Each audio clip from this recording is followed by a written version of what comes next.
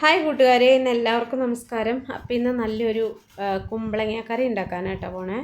ഇതേ കുമ്പളങ്ങയും തക്കാളി, പച്ചമുളക് ഇതെല്ലാം ചേച്ചിയുടെ തോട്ടത്തിൽ നിന്ന് പറിച്ചതാട്ടോ, പച്ചക്കറി തോട്ടത്തിൽ നിന്ന്.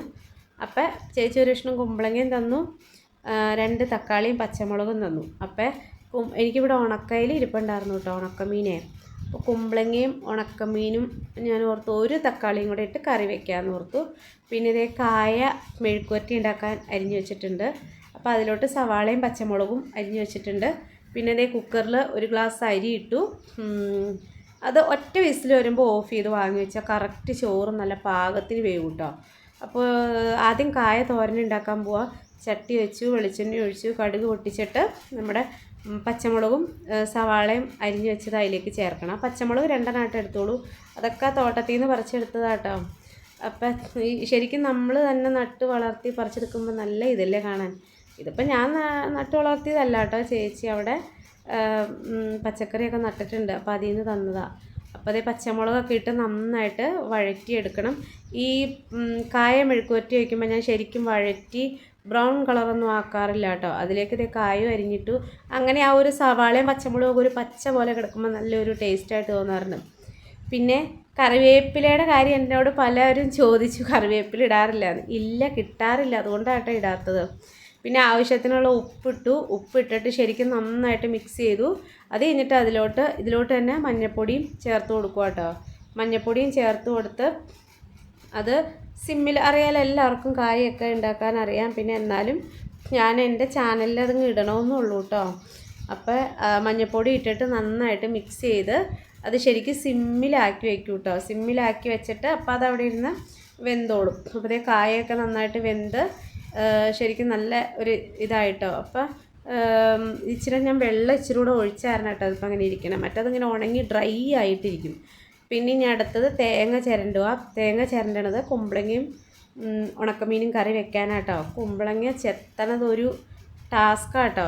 ഒന്നാമത്തെ കത്തിക്ക് നല്ല മൂർച്ചയായതുകൊണ്ട് പെട്ടെന്ന് തന്നെ ക്ലിയറായി കിട്ടും. കത്തിക്ക് ഒട്ടും മൂർച്ചയില്ല. ഞാൻ ചെത്തി ഞാൻ മടുത്തു.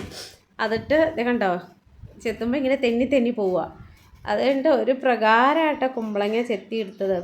ഇതുപോലെ ഒരു നാടൻ കറിക്കൊക്കെ ഒരു പ്രത്യേക ടേസ്റ്റല്ലേ കുമ്പളങ്ങ ഉണക്കമീൻ. എനിക്കൊക്കെ ഭയങ്കര ഇഷ്ടമായിട്ടോ. താള്, ചെമ്മീൻ, താള് അങ്ങനെയുള്ള കറികളൊക്കെ ആയിട്ട് ഏറ്റവും ഇഷ്ടം. വെള്ളിരിക്ക, മാങ്ങ, പടവലങ്ങ, ചെമ്മീൻ. അപ്പോൾ കുമ്പളങ്ങ ഇതുപോലെ അരിഞ്ഞെടുത്തു. അതിലോട്ട് ഞാൻ ഒരു തക്കാളിയും കൂടെ അരിഞ്ഞിടുക കേട്ടോ. ഏത് കറിക്കും തക്കാളി ഇല്ലാതെ ഒരു ജീവിതവും ഇല്ല എന്ന് പറഞ്ഞ പോലെ തക്കാളി അരിഞ്ഞിടും. എല്ലാ കറിക്കും എനിക്ക് തക്കാളിക്കായിട്ട് ഏറ്റവും കൂടുതൽ ചിലവ്. ഏത് കറിക്കും തക്കാളി. അപ്പോൾ ഒരു തക്കാളിയും കൂടെ അരിഞ്ഞിട്ടു. അതിലോട്ട് പുളിക്ക് ഒരു കുഞ്ഞി ചുള പുളിയാട്ടോ ഇട്ടത്. അപ്പോൾ ഇതിന് വലിയ പുളിയൊന്നും വേണ്ട, എന്നാലും ഒരു ചെറിയ പുളി വേണം. എന്നിട്ട് അതിലോട്ടൊരു പച്ചമുളകും അരിഞ്ഞിട്ടു. പിന്നെ ആവശ്യത്തിനുള്ള മഞ്ഞൾപ്പൊടിയും ഒരു ശകലം മുളക് പൊടിയും കൂടി മിക്സ് ചെയ്ത്, കുമ്പളങ്ങയ്ക്ക് ഒരു വേവുണ്ടല്ലോ, ശകലം മുളക് പൊടിയും കൂടെ അതിലേക്ക് മിക്സ് ചെയ്ത് അത് അടപ്പത്ത് വെച്ചു. മറ്റേ നമുക്ക് ഉണക്കമീൻ ഇപ്പോൾ ഇട്ടാൽ വെന്തിങ്ങനെ മുള്ള് മാത്രം ഉണ്ടാവുള്ളൂ. അപ്പോൾ ഞാൻ അത് കാരണം ഉണക്കമീൻ ഇപ്പം ഇടില്ല. പിന്നെ നമ്മൾ അരയ്ക്കാൻ നേരത്ത് ഇവിടെ കാന്താരി ഉള്ളത് കൊണ്ട് തേങ്ങ അരയ്ക്കുമ്പോൾ അതിലേക്ക് കാന്താരി മുളകും കൂടെ ഇടും.